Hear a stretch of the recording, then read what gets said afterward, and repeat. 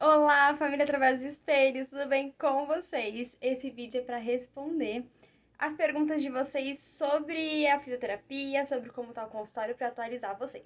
Esse vídeo vai ser um vídeo sem edição ou quase sem edição para ele ir rapidinho pro canal.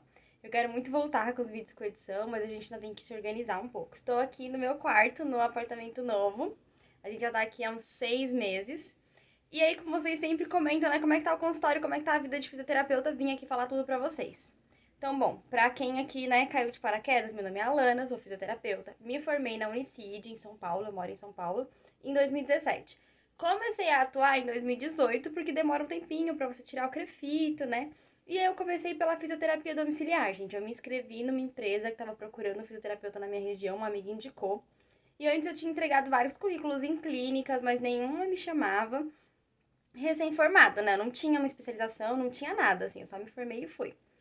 E aí eu comecei na fisioterapia domiciliar, eu atendia vários pacientes, a maioria eram pacientes neurológicos, pacientes de geronto, AVC, ELA, e eu gostava muito da fisioterapia domiciliar. Eu não ganhava bem, gente, eu ganhava, assim, tipo, R$ 25 por atendimento, que é um absurdo, ninguém deveria atender por esse valor. Mas eu me formei e eu precisava pagar minhas contas, eu me formei com dívidas da faculdade, né? Eu não tinha o FIES na época, mas eu tava devendo algumas matrículas que eu tinha, algumas mensalidades que eu tinha atrasado. E eu precisava pagar minhas coisas. E eu conseguia atender vários pacientes próximos da minha casa.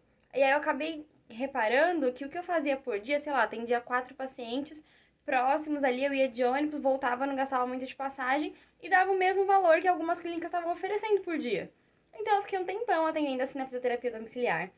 Fazia os vídeos aqui pro canal sobre a faculdade desde lá no primeiro semestre da faculdade, né? Na verdade, já tinha o blog e o canal antes de entrar. Eu sempre fui assim, blogueirinha. E por causa disso, me ofereceram uma vaga na pós-graduação de fisioterapia oncológica do Instituto Ocofísio. Porque era a primeira turma deles aqui em São Paulo, eles precisavam de alguém para divulgar e falar sobre a fisioterapia e oncologia. E eu amei, gente. Eu nunca imaginei ir para oncologia. Eu pensava um pouquinho em saúde da mulher. Mas eu imaginava que a área de oncologia era só hospitalar. E eu nunca fui a pessoa da fisio respiratória, UTI, hospitalar. Então eu nunca imaginei. Mas eu gostei muito, me apaixonei e eu descobri que tem muito campo para fisioterapia oncológica ambulatorial, domiciliar, consultório. E aí eu fiz a pós, né? Continuei atendendo os pacientes de home care. E em um determinado momento, um paciente meu de home care, ele foi para uma casa de repouso, ele foi morar na casa de repouso.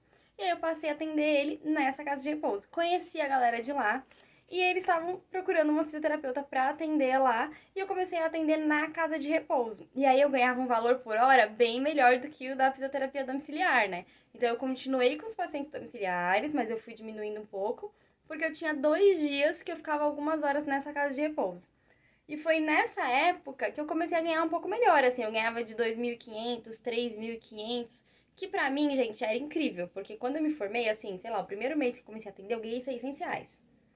Que é a realidade. Eu tenho o pessoal que fala nos comentários, tipo, ah, era melhor não ter feito faculdade, não sei o quê, mas, gente, eu falo a minha realidade e eu sou muito feliz de ter feito a faculdade, foi incrível pra mim. Porque eu também conseguia trabalhar poucas horas, conseguia mexer nos meus horários, então pra mim eu tava muito feliz. E é isso, eu fiquei nessa casa de repouso, eu fiquei mais ou menos 2 anos lá e atendendo os pacientes domiciliares. Eu só saí de lá porque mudou a gestão e aí eles trocaram vários funcionários e eu fui trocada também. E aí, gente, justamente naquela fase que eu tava ganhando um pouquinho mais. Então, eu comecei uma nova especialização, já tinha me formado em onco. Comecei uma especialização de docência em fisioterapia, porque eu tava pensando em dar aula, né? Surgiram vários convites para dar palestras e aulas durante a pandemia.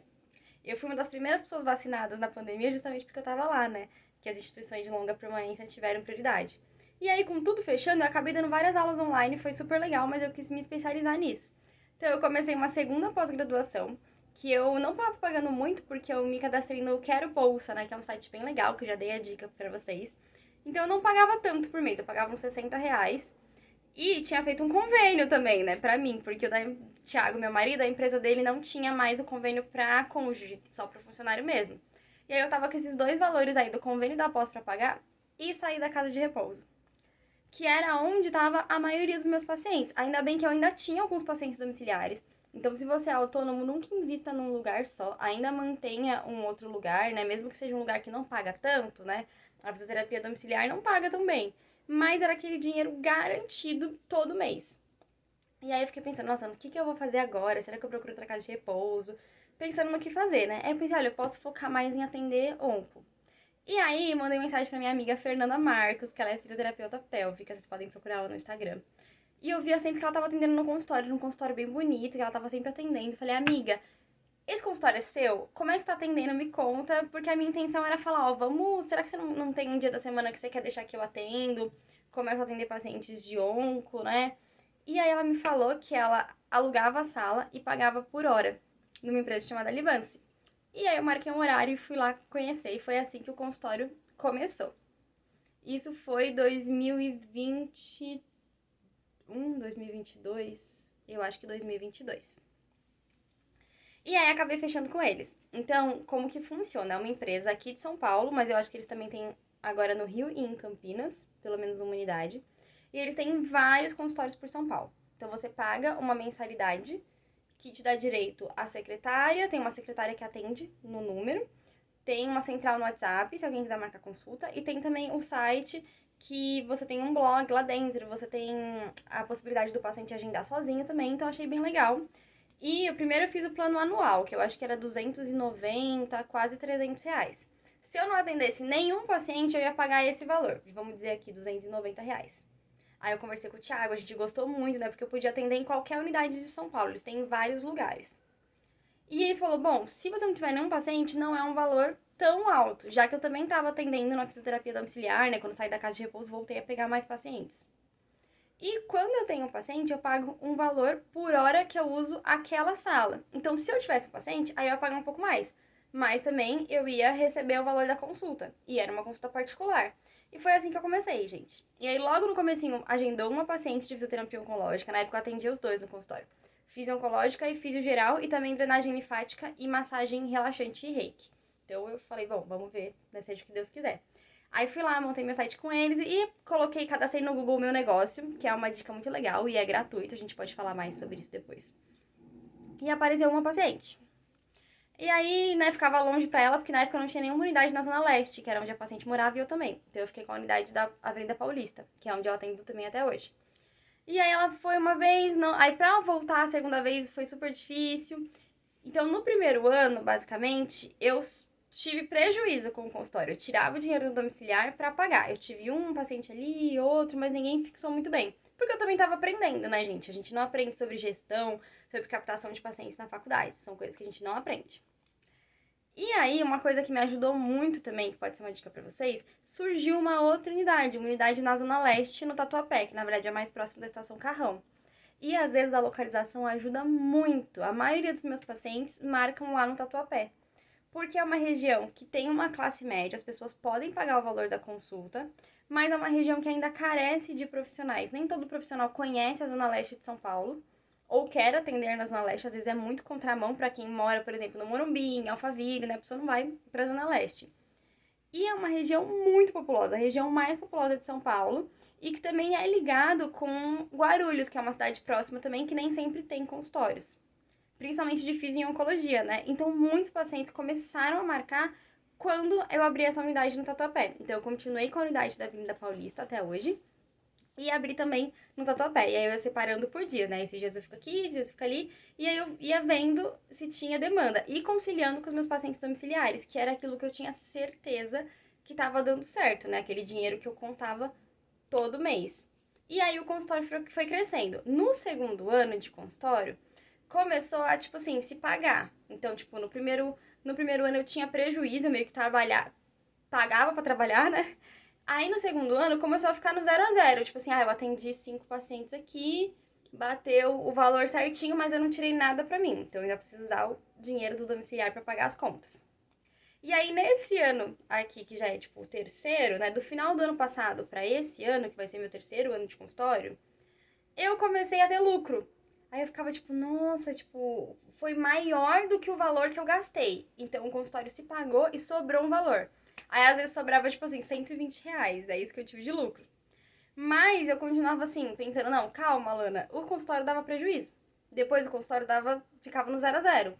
E agora você começou a ter lucro. Então eu pensava, vamos continuando, né? E mantendo ali os outros pacientes, os outros vínculos. Até que hoje em dia tem vários meses que eu ganho mais o valor do consultório do que eu ganhei na paciente domiciliar. Então, eu fui diminuindo cada vez mais os atendimentos domiciliares, porque eu vi que me desgastava bastante, né? Tinha locomoção, às vezes insegurança de você atendendo tarde num lugar, você vai ter que ficar no ponto de ônibus à noite, né? Não tem um carro. E ficando mais no consultório. E hoje em dia, o valor que eu recebo do consultório, quando eu tiro já o que eu tenho que pagar da mensalidade da sala, tá sendo maior do que o atendimento domiciliar.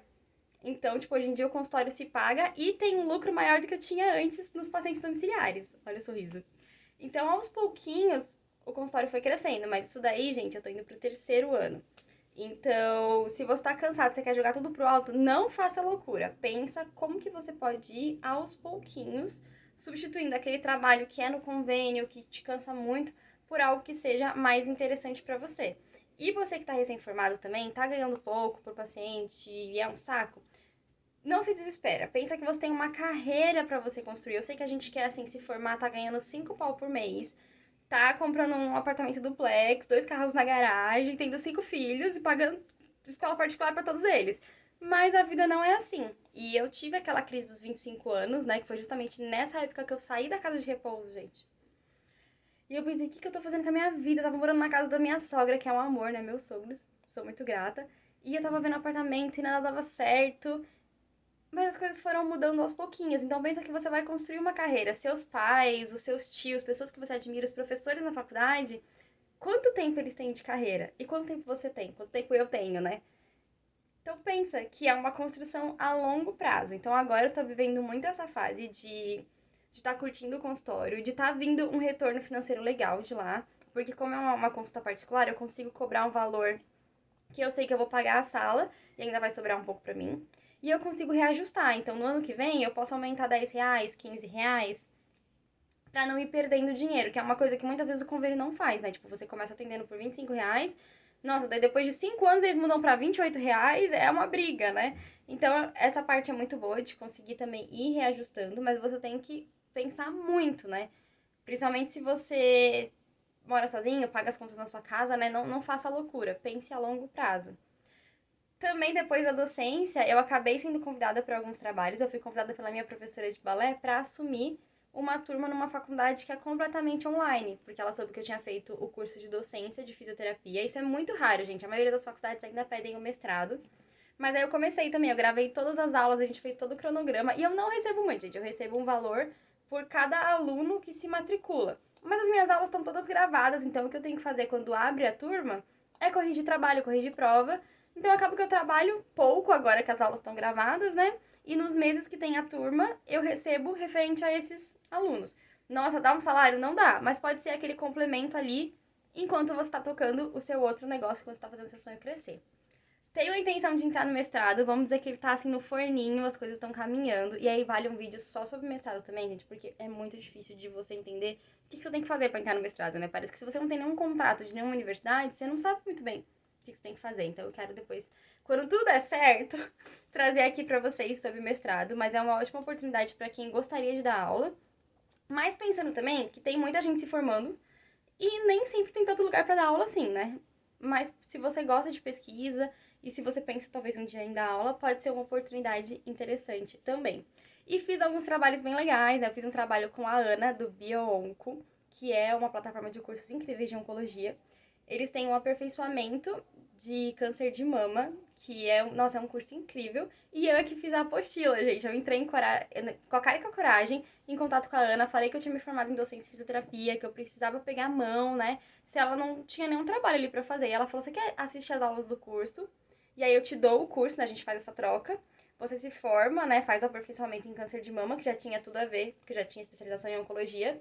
E você faz a apostila, você resume todas as aulas pra mim. Então a apostila foi feita por mim, gente, tá lá, ó, meu nome. Então você também pode fazer essas trocas, né? Procure pessoas da sua área e fale: olha, eu quero pegar a mão, será que eu posso conhecer a sua clínica? Será que eu posso ir aí passar um dia com você? Você tem uma dica, né? Tipo, como é que você fez pra entrar nesse curso? Como você fez pra entrar no mestrado? Então acho que também a gente conversar e se falar ajuda muito.